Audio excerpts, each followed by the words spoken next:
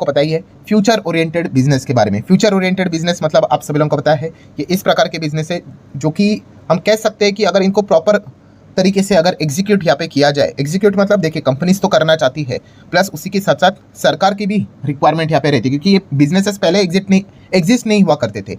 अभी अचानक से टेक्नोलॉजी बदल गई, लोगों की रिक्वायरमेंट बदल गई, ठीक है, डिमांड यहाँ पे बदल गए, तो इस चीज़ के चलते क्या हो जाता है कि ये बिजनेस बड़े होने के लिए रेडी होते हैं, ठीक है। और सरकार से अगर इनको हरी झंडी अगर मिल गई, ठीक है, इवन दो ये कोई सरकारी कंपनीज यहाँ पे नहीं है, बट नए नए टेक्नोलॉजीज यहाँ पे आते हैं ना, तो ये बिजनेसेस भविष्य में काफ़ी अच्छा कर सकते हैं। एंड इन बिजनेस में सबसे बड़ी बात क्या होती है, यस, ग्रोथ कंपोनेंट, ठीक है। सो जरूर आप चाहो तो इन बिजनेसेस को स्टडी कर सकते हो, ठीक है। हम लोग यहाँ पे 3 से 4 बिजनेसेस की यहाँ पे बात करेंगे, इसमें कौन कौन सी कंपनियाँ इस बिजनेस में फोकस रख रही है उनको भी हम लोग कवर करने की कोशिश यहाँ पे करेंगे। तो चलिए स्टार्ट कर लेते हैं। सबसे पहले ड्रोन सेक्टर के बारे में। यस, अभी इस चैनल की बात करें तो आपको पता ही है, इसको हम लोगों ने पहले भी कवर किया था कि ड्रोन एक ऐसा बिजनेस है। पहले आप देख लो, आप थोड़ा सा जाओ ना 10-15 साल पीछे जाओ, क्या ड्रोन एग्जैक्टली क्या था इतना आइडिया भी था, कुछ भी नहीं पता था, ठीक है। अभी अगर आप देखोगे तो ड्रोन की डिमांड लगातार बढ़ते हुए देखने को मिले, और जो यूसेज है उसको भी आप देखो, ठीक है। यूसेज मतलब क्या, देखिए ड्रोन की अगर हम लोग बात करें तो काफ़ी सारे लोग, मतलब अभी एक यूसेज बताता हूँ।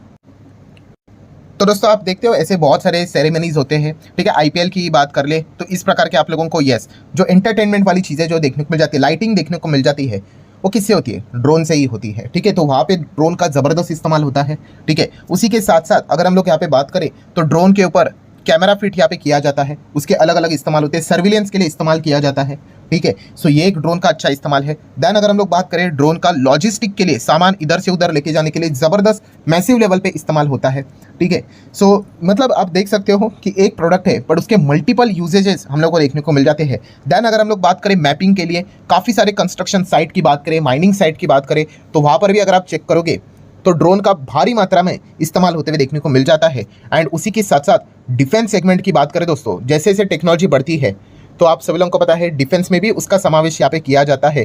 तो ड्रोन हम लोगों को डिफेंस में भी भारी मात्रा में इस्तेमाल होते हुए देखने को मिल जाते हैं, अलग अलग पर्पस के लिए, ठीक है। जैसे कि आपको पता है, अभी मैंने आप लोगों को बोला कि सर्विलेंस के लिए, सिक्योरिटी रीजंस के लिए, या फिर अगर हम लोग डिफेंस की भी अगर हम लोग बात करें, अटैक वाले, हालांकि अटैक वाले ड्रोन इस प्रकार से दिखते हैं, ऐसा लगता है ये हवाई जहाज है करके, हवाई जहाज नहीं है, ये ड्रोन ही है, ठीक है। मतलब बताने का कंक्लूजन क्या है दोस्तों, कि ड्रोन ये एक ऐसी टेक्नोलॉजी है जो कि हम लोग को पहले इतनी ज़्यादा देखने को नहीं मिलती थी, अभी बहुत अच्छी तरीके से देखने को मिल रही है। एंड भविष्य में इसका डिमांड और भी मैसिव लेवल पे बढ़ने वाला है। और सिर्फ ऐसी चीज़ नहीं है कि एक टेक्नोलॉजी आती है ना दोस्तों, वो और भी बहुत सारे बिजनेस को जन्म देती है। जैसे कि ड्रोन आ गया तो एंटी ड्रोन सिस्टम, ये भी एक बिजनेस बहुत बड़ा होने वाला है, ठीक है। तो इस प्रकार के जो बिजनेसेस है दोस्तों, इनको आप जरूर स्टडी यहाँ पे कर सकते हो, ठीक है। नो डाउट ये कंपनीज, ये जो बिजनेस होते हैं, काफ़ी रिस्क होते हैं ऐसे बिजनेस में पैसा लगाना, क्योंकि छोटे बिजनेसेस है, जैसे मैंने कहा कि इससे रिलेटेड सरकार के भी काफ़ी सारे रेस्ट्रिक्शंस यहाँ पे होते हैं, ठीक है। तो ये पॉइंट आपको पता होना चाहिए। अभी इससे रिलेटेड अगर कोई कंपनी, अगर आप जस्ट स्टडी करना चाहते हो तो जेन टेक्नोलॉजी जैसे नाम की कंपनी है, आप चाहो तो इसको स्टडी कर सकते हो। नेक्स्ट अगर हम लोग बात करेंगे दोस्तों, तो आप सभी लोगों को पता है एयर टैक्सी।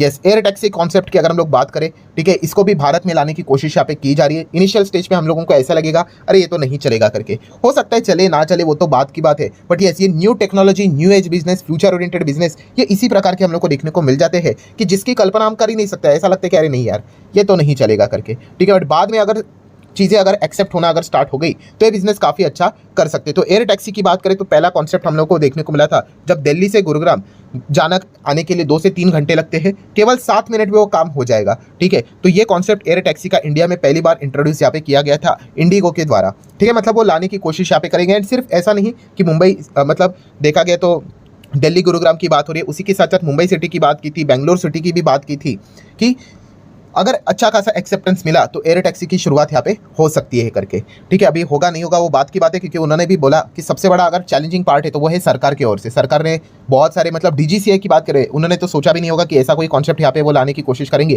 क्योंकि रूल्स रेगुलेशन ही मतलब अभी तक अवेलेबल है नहीं। पहले तो रूल्स रेगुलेशन बनाने पड़ेंगे, ठीक है, उसके बाद उसको प्रॉपर तरीके से ऑपरेट करना पड़ेगा, उसके ऊपर भी सर्विलेंस रखना पड़ेगा कि भाई रूल्स रेगुलेशन को प्रॉपरली फॉलो कर रहे कि नहीं कर रहे करके। तो ये जो वर्टिकल टैक्सी हम लोग को देखने को मिलने वाली है, ठीक है, इवॉल्ट की अगर बात करें एयर टैक्सी, तो ये भी एक फ्यूचर ओरिएंटेड बिजनेस अच्छा हो सकता है। अगर इसको अच्छा रिस्पांस मिला तो इस चीज़ को लेकर अगर कोई कंपनी ज़्यादा इंटरेस्टेड नजर आ रही है तो वो है इंटरग्लोब एविएशन इंडिगो।